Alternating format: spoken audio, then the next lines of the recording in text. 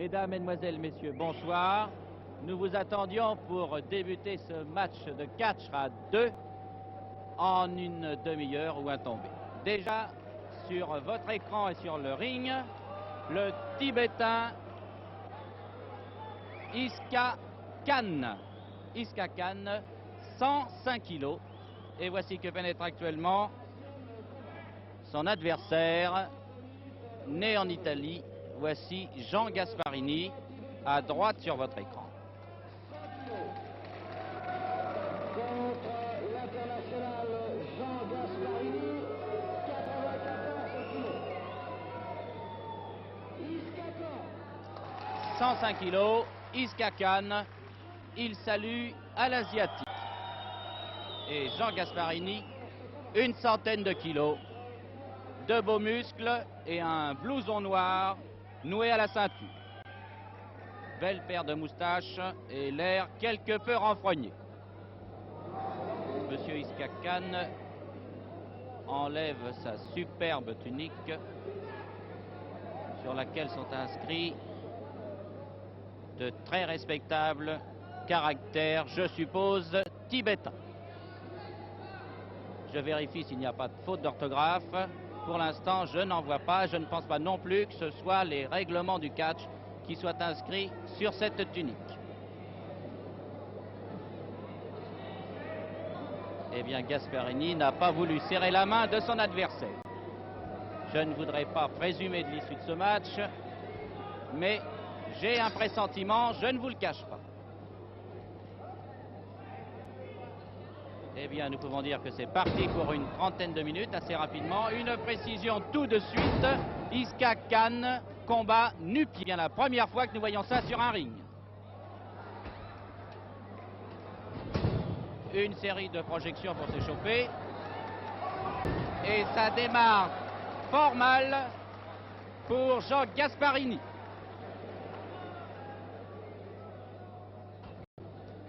On voit de suite dans la position du Tibétain qu'il est champion de judo, ceinture noire, 3e dan. Il est à terre actuellement, mais rassurez-vous, voilà qui est fait. Ça n'a pas duré longtemps. On recommence. Non. J'ai pourtant l'impression qu'on peut lui faire confiance.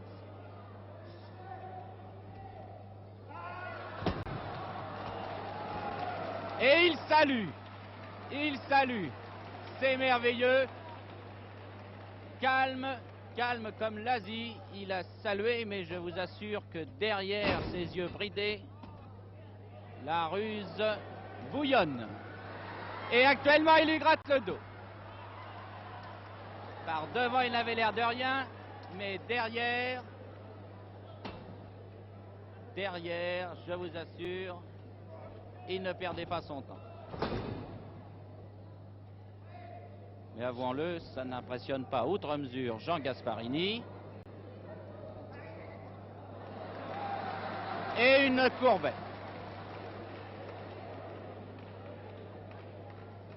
Le temps pour Jean Gasparini de vérifier l'élasticité de ses rotules. Et on repart.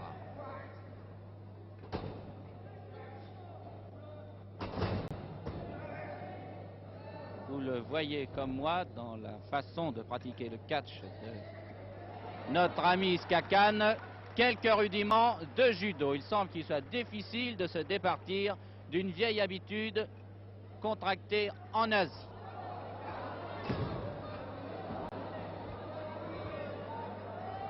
Et Iska Khan, qui a l'air respectable d'un Bouddha, actuellement et dans une attitude qui ne semble pas favoriser le recueillement.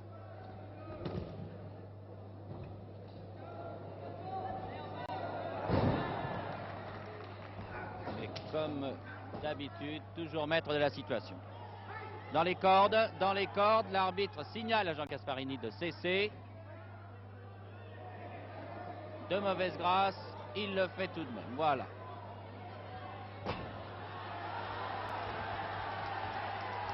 Ah, cet Iska Khan n'est pas sans rappeler un certain Coréen d'un certain film dans lequel nous avons vu un certain Monsieur James Bond. James Bond, pour l'instant, porte des moustaches. Il est assis dans le coin. Et il n'est pas très rassuré. Il essaye de faire des courbettes également, mais avec beaucoup moins d'aisance. C'est beaucoup moins spectaculaire. Mais il a une qualité que les Asiatiques ne peuvent pas lui envier. Il sait se défiler. Et un salut. Voilà comment on salue au Tibet. Si jamais vous passez par là, ne vous effrayez pas. C'est simplement une façon comme une autre de dire bonjour. Les Tibétains sont polis. Sachons-le. Et pour un Tibétain, une planchette japonaise n'est pas malvenue. On n'est pas trop nationaliste, vous voyez, en Asie.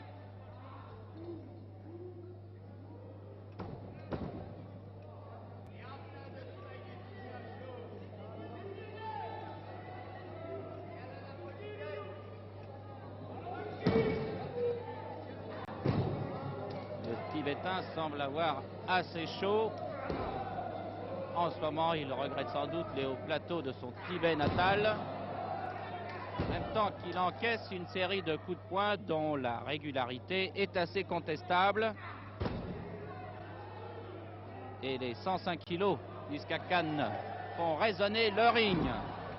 Et après la planchette, la manchette qui rétablit la situation.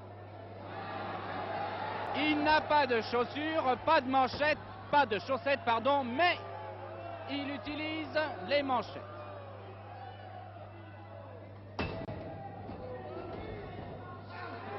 Ah, c'est très rapide, très joli. Et ça a le don de mettre en fureur Jean Gasparini, qui pour l'instant, il faut bien dire, ne contrôle pas tellement la situation.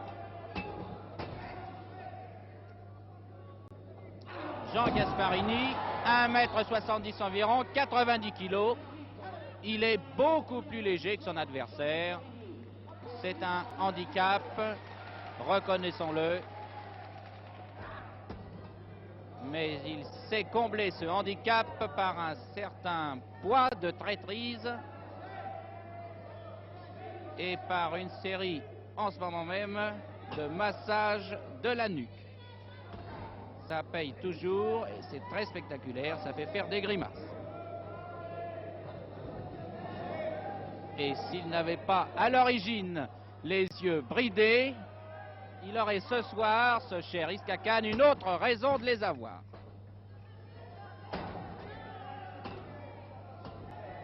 Il a un mauvais caractère, ce Gasparini, le voilà déchaîné et tricheur.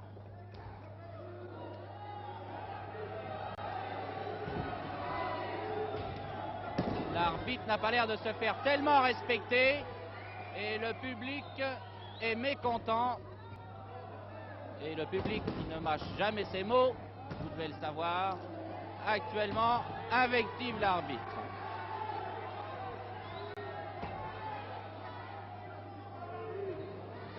L'œil hagard, le cheveu défait, Gasparini se venge. Le public réclame les atémies. J'ai l'impression que nous allons avoir une visite. En effet, voici Gasparini qui, un étage au-dessous, descend, rejoint très immédiatement par le Tibétain. Oui. Et ça se poursuit dans la salle. Maintenant, c'est du judo, ça n'est plus du catch. On est à genoux tour à tour. Et là, pas question de se faire des politesses, je vous assure. Avec l'échelle maintenant. Voilà Gasparini qui veut se battre à une grande échelle, sur une grande échelle. Il ne sait pas trop. En tout cas, il remonte sur le ring. Eh bien, je crois que ce soir, vous avez bien fait d'interrompre le fromage ou les desserts que vous étiez peut-être en train de terminer il y a quelques instants pour regarder ce match, car il vaut vraiment le spectacle.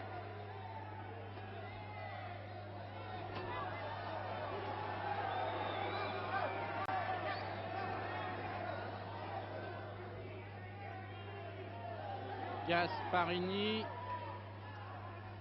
semble avoir des rêves de grandeur. En effet, son comportement essaye de ressembler à celui d'un grand seigneur qui ne craint rien, mais cela ne va pas plus loin.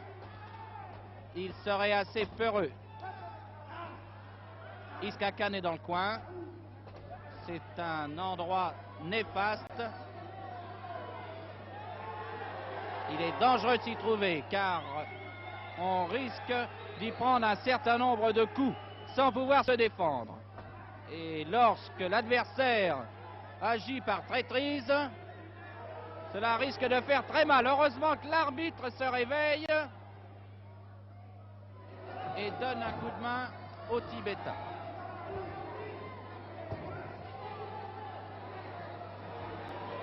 À le voir, cet abominable Gasparini, on ne se douterait pas que dans la vie, dans le civil et dans la journée, il vend des vêtements d'enfants.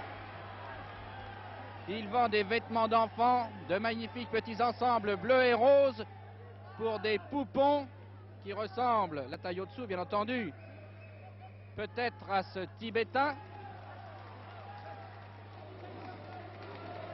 Et lorsque je vous aurais dit que sa boutique est 6 rue des Martyrs, vous saurez à peu près tout sur lui. Et actuellement, je crois qu'il a quoi habiter rue des Martyrs, car ça ne va pas très fort. Il a eu un moment d'éclat, et puis, mais ça va moins bien maintenant. Mais il aime les coins. Le Tibétain s'est laissé prendre. Et on recommence la petite cérémonie tout à l'heure. Sur votre écran, les grimaces de l'un et de l'autre. L'un torturé par son adversaire et l'autre par l'arbitre. 10 minutes de combat. Mais voyez-vous, les situations se retournent extrêmement rapidement, aussi rapidement que les crêpes, et après ça, eh bien, on salue toujours le même ravissement, le ravissement du pays du soleil levant, le sourire aux lèvres. Dans ce pays-là, semble-t-il, on est toujours content de soi. Et Iskakan ne manque absolument pas à sa réputation. Toujours aussi calme, il porte une prise à Jean Gasparini, mais celui-ci se dégage et l'immobilise à son tour d'une clé au bras. Attention aux doigts, dit l'arbitre. En effet, les doigts, c'est tout de même quelque chose de fragile.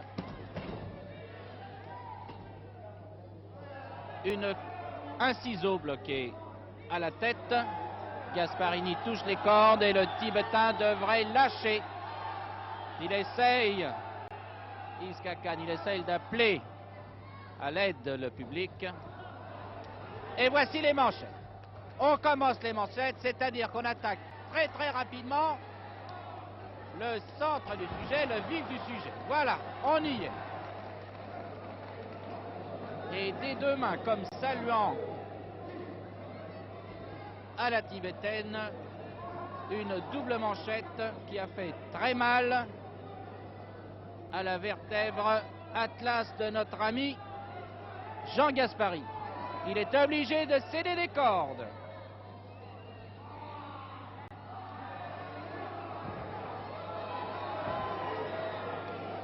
Eh bien, on peut dire que le Tibétain a de l'estomac. Il a de l'estomac à double titre d'ailleurs, car il est très gourmand. Et je vous assure que lorsqu'il se promène dans une ville où il y a un restaurant chinois, il ne le manque pas. Il est très friand de cuisine chinoise, notre Tibétain. C'est sans doute grâce à cela qu'il a de l'estomac et qu'il peut résister aux assauts très irréguliers de Jean Gasparini.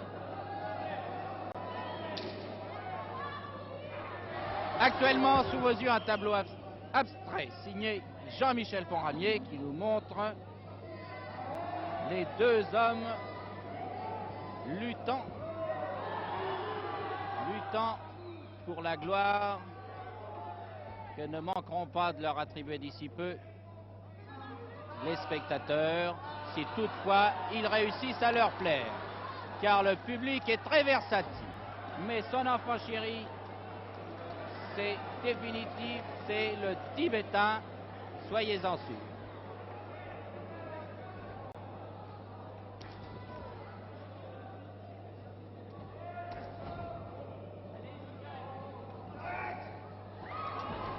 Et une nouvelle visite, cette fois c'est le Tibétain, semble qu'il se soit fait tout de même très mal, vous savez, car il est tombé à même le sol, il a heurté de la tête une chaise, et je vous assure que cela fait très mal. Eh bien, il va le rendre visite. Je vais moi-même le saluer à la tibétaine, voyez-vous, voilà qui est fait, car même au plus fort du combat, il faut être loyal.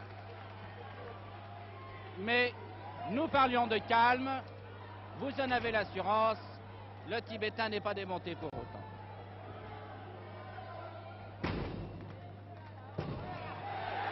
En pleine forme, il le fait savoir. Quelques atémies, voilà, distribution gratuite d'atémies. Et ce petit salut qui fait très mal, nouvelle forme de salutation tibétaine. Cette fois-ci, je crois pouvoir vous le dire, ça veut dire au revoir. Voilà. Eh bien voilà, nous l'avions dit, ça veut dire au revoir. Adieu, ce que vous voudrez. Toujours est-il que le match est terminé. Très rapidement, en quelques minutes, on peut le dire.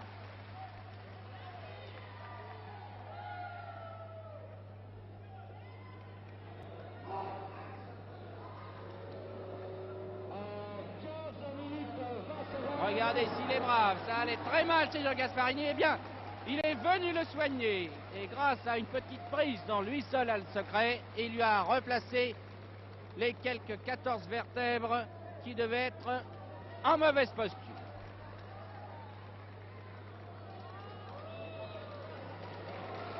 Et souriant, il sourit, et je vous assure qu'il ne sourit pas jaune. Il est ravi, le Tibétain, ravi, mais quand même grand frère, bon frère. Il tend la main à Jean Gasparini, qui maintenant semble faire un peu de comédie, il est agenouillé, tandis que Iska Khan continue de saluer. Jean Gasparini tente bien de lever la main, tente bien de saluer, mais ça ne va pas très fort et il est obligé de se tenir la gorge. Et il n'est pas très poli, ce monsieur. On peut même dire qu'il crache légèrement sur les spectateurs. Tandis que les oranges et les tomates pleuvent actuellement sur le ring, ceci à l'adresse de Jean Gasparini uniquement. Les tomates, bien entendu, pour les spaghettis à l'italienne, dont il va sans doute se régaler dans quelques instants.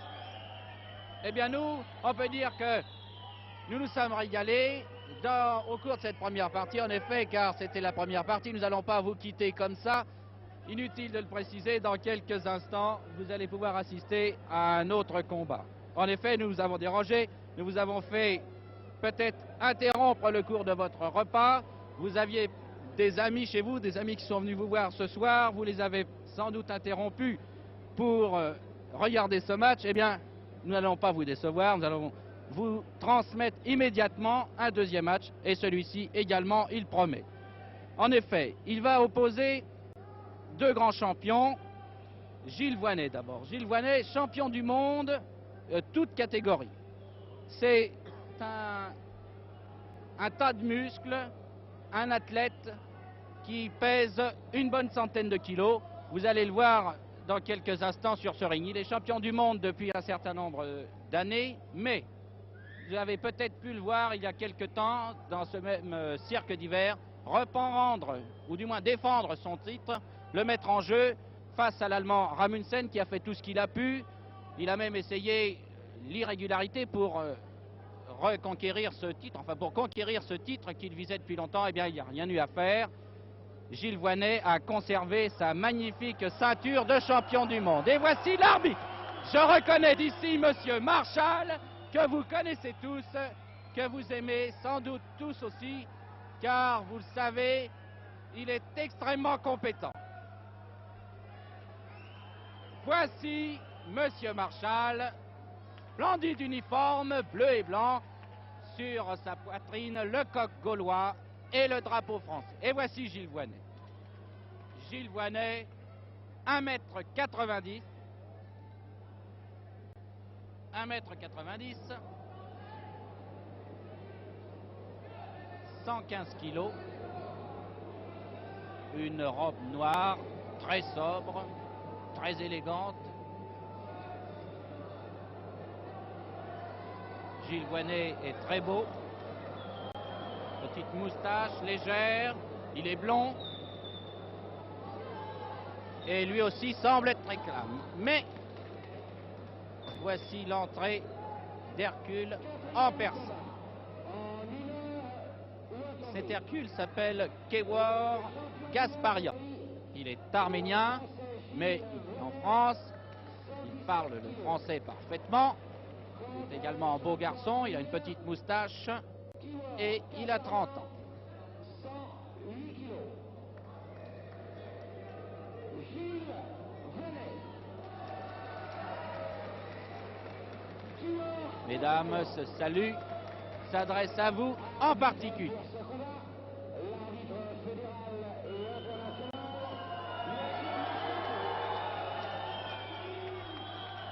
Rassurez-vous, on siffle beaucoup, mais vous, Monsieur Marchal, dont on connaît les mérites et dont l'autorité n'est plus inventée. Voici les petites vérifications d'usage. Rien dans les mains, rien dans les chevilles, tout dans la tête et dans les muscles. Et dans quelques instants, un superbe match de catch à 2 en 1 heure ou un tombé. Bien entendu, pas question de frapper à point fermé, pas de coups bas, pas de coups dans l'estomac, ne tirons pas les cheveux, vous avez tous les deux une moustache, par conséquent, inutile de vous tirer la moustache. Eh bien, Gasparian refuse de serrer la main de Gilles Voynet. Gilles Voynet porte une superbe culotte bleu ciel. Quant au maillot de lutteur de Kewor Gasparian, il est sinistrement noir, aussi noir qu'il est musclé. Mais ça commence très mal car Gasparian refuse d'aller dans son coin. Gilles Voynet, patient, ne s'inquiète absolument pas. Il a au vestiaire sa magnifique ceinture de champion du monde. Par conséquent, il n'y a aucune raison de s'inquiéter. Il en a vu d'autres et même si Gasparian fait un peu d'esbrouf, cela ne le gêne pas. Vindicatif ce Gasparian. Aïe aïe aïe, mais je vous assure que si jamais il a affaire à Monsieur Marchal, ça va mal aller, aussi mal que pour l'instant.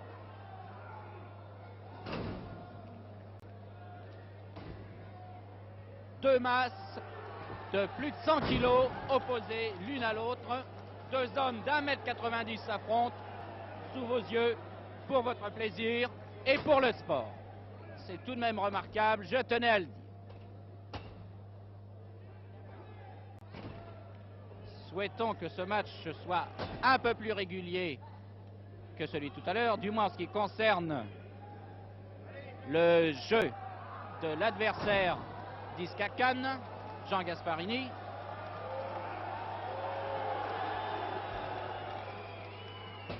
Je peux vous dire que le public du cirque d'hiver, chauffé par le match précédent, est prêt à manifester sa joie. Il ne demande que de belles actions et nous pouvons être certains que ces deux messieurs vont leur en fournir.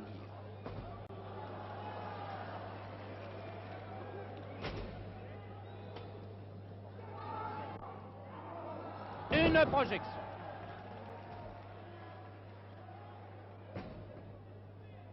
Une clé dans le dos de Gilles Voynet portée par Gasparian. Gilles Voynet s'écroule, mais ça n'est pas très grave. Je pense qu'il va s'en sortir. La clé tient toujours.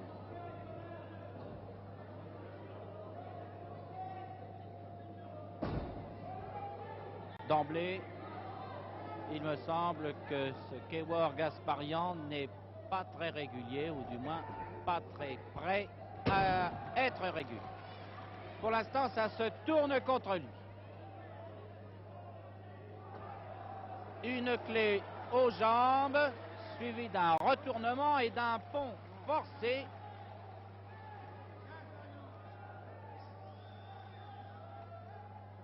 Ça ne va pas très fort en Arménie. Les cordes, vous avez sans doute entendu Monsieur Marshall de sa voix autoritaire crier stop. Ah, ça n'a pas beaucoup d'effet. Gasparian a mauvais caractère et n'a pas voulu se laisser intimider. Il a tort, en effet, car Gilles Voynet est tout de même champion du monde et ça n'est pas en tentant l'irrégularité qu'il pourra espérer gagner ce match. Pour l'instant, ça ne va pas très fort pour lui. Une clé au bras. Admirez en passant la superbe musculature de Gilles Voynet. Une projection. Ça, c'est très mauvais pour les bras. Projection. Et une clé à l'épaule. Portée de façon très vigoureuse par Gilles Voynet, j'allais dire par Monsieur Muscle. En effet, il est tellement superbe cet athlète qu'on a tendance à le confondre avec un Monsieur Muscle quelconque. Mais lui, vous pouvez être certain que c'est du muscle et non pas le résultat du travail devant une glace ou le résultat de l'application d'un produit. Ça, c'est du muscle, car Gilles Voynet est professeur de gymnastique, professeur de culture physique.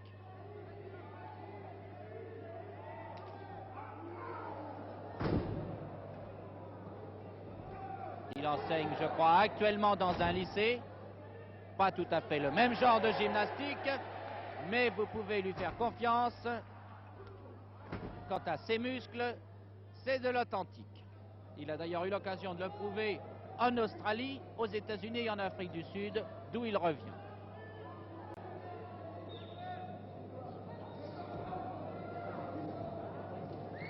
Une main blanche de la part de Kewar Gasparian. Une clé à la main qui semble faire souffrir Gilles Voynet. Véritablement, c'est une épreuve de force entre deux forces de la nature. Ce soir, en effet, ce sont deux professeurs de gymnastique, deux professeurs de culture physique qui s'affrontent. Gilles Voynet, qui exerce toujours, est dans un lycée, et Gasparian, qui lui a exercé autrefois dans un lycée, qui actuellement tient une salle à Boulogne, si je ne m'abuse. Mais Gilles Voynet est professeur de culture physique et rusé en même temps. Voyez-vous, il a su tromper son adversaire. Les Arméniens sont pourtant réputés malins. Eh bien, voyez-vous, il a su le tromper. Dans le coin, ça va très mal actuellement. Ça n'est pas très très net. Gasparian manifeste sa colère du pied, ceci au détriment de Gilles Voynet. Et l'arbitre compte presque 4 pour Gilles Voynet, mais rassurez-vous, cela ne va pas durer. Oh, l'abominable visage de Gasparian en colère.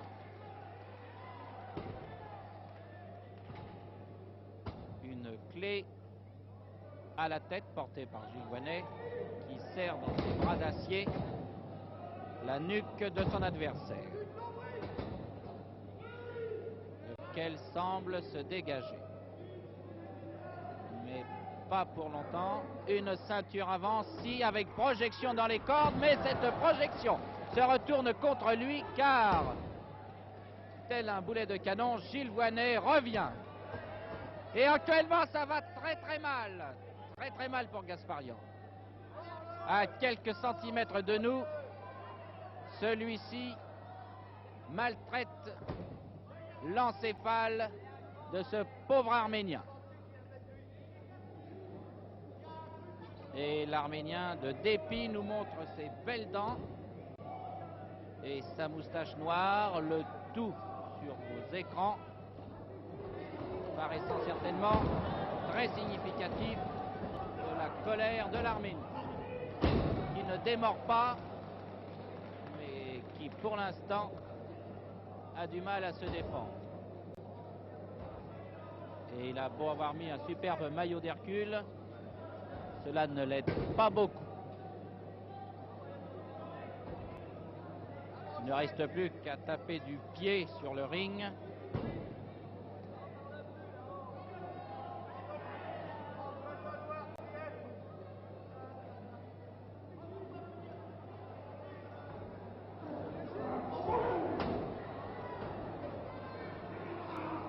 Gilles Voynet a été contré.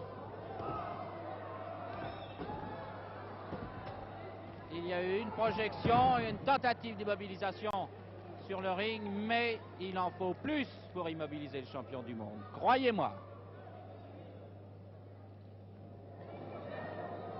Actuellement, des images de ce tête-à-tête quelque peu mouvementé. On a l'impression qu'on vous passe ça au ralenti.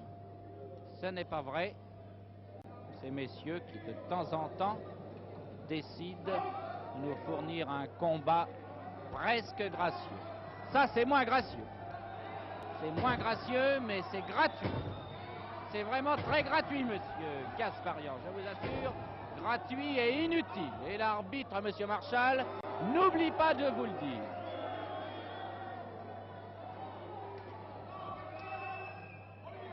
C'est très vilain, ça, monsieur, ce que vous faites. C'est très vilain. Il ne semble pas qu'on vous ait appris qu'il ne fallait jamais attaquer par derrière. Eh bien, puisqu'on ne vous l'a pas dit, monsieur Marchal s'occupe de vous et vous donne un avertissement pour lutte irrégulière. Ce qui a donc de mettre plus en colère qu'Eward Gasparian. Attention, ça chauffe dans notre quartier. Mais plus de peur que de mal. Gilles Voynet, intrépide, mais pas irrégulier, préfère garder son adversaire près de lui. Et de la tête, il lui fait comprendre que l'on ne s'attaque pas de la sorte aux champions du monde des poids lourds. Et s'il ne le croit pas, il n'a qu'à demander ce qu'il en pense à Rasmussen, le challenger de Gilles Voynet pour le titre du champion des mondes. Seulement dans le coin, ça va très mal. Le malheureux Gilles Voynet regrette d'être allé dans ce coin. Gasparian a vraiment de l'énergie pour deux également. Car lorsque Gilles Voynet est en mauvaise posture, il s'en prend à l'arbitre. Oh là là, ça va chauffer! Je vous garantis que ça va chauffer. Car Gilles Voynet semble maintenant décidé. Tout à l'heure, voyez-vous, ce n'était qu'un petit peu de l'entraînement, histoire de se chauffer. Mais il me semble que cette fois-ci, c'est bien parti. Ça va chauffer. Et Gilles Voynet cède des cordes seulement, voyez-vous. Monsieur Marchal, telle la conscience de Gilles Voynet, lui dit ne frappe pas, c'est irrégulier. Et Gilles Voynet frappe, mais voyez, c'est à peine.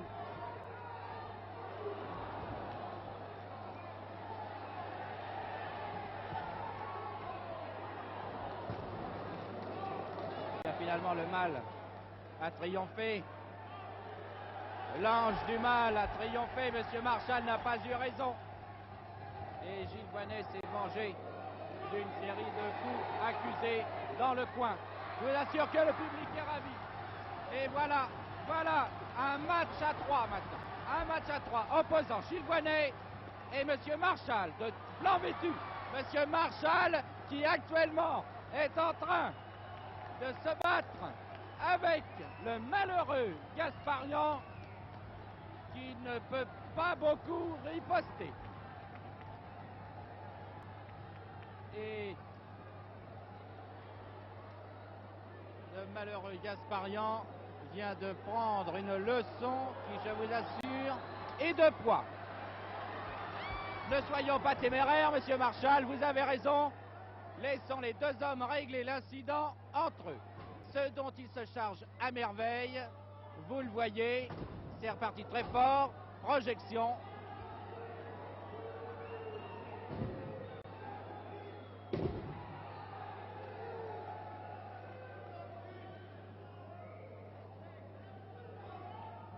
Ces messieurs sont bien près des cordes, tout ça est irrégulier, le combat devrait cesser, monsieur Marchal s'y emploie.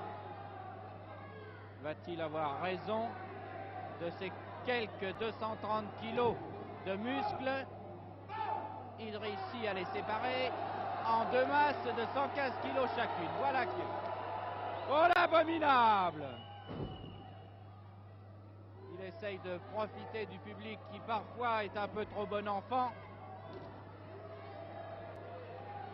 Aïe, une visite pour ces messieurs du jury, une visite pour le président de la fédération de lutte.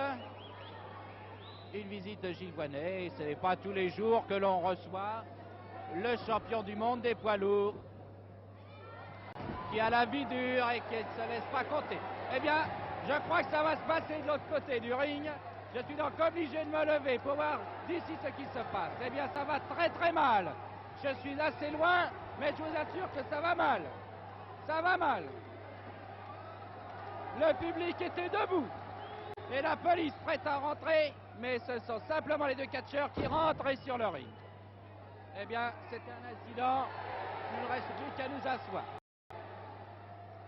Voilà un bien bel hélicoptère. Va-t-il pouvoir décoller? Non. L'atterrissage est brusque et l'arbitre compte 3. Victoire incontestable. Victoire incontestable du champion du monde des poids lourds, Gilles Voynet, sur Kevork Gasparian, qui en dépit de ses protestations ne peut que s'incliner. Félicitations à Gilles Voynet. Il honore le sport, l'athlétisme et la culture physique qu'il représente ce soir et en semaine auprès des élèves de son lycée. Ah, il est un peu temps, monsieur Gasparian, pour faire voir votre musculature. Musculature de salon, me semble-t-il, ce soir.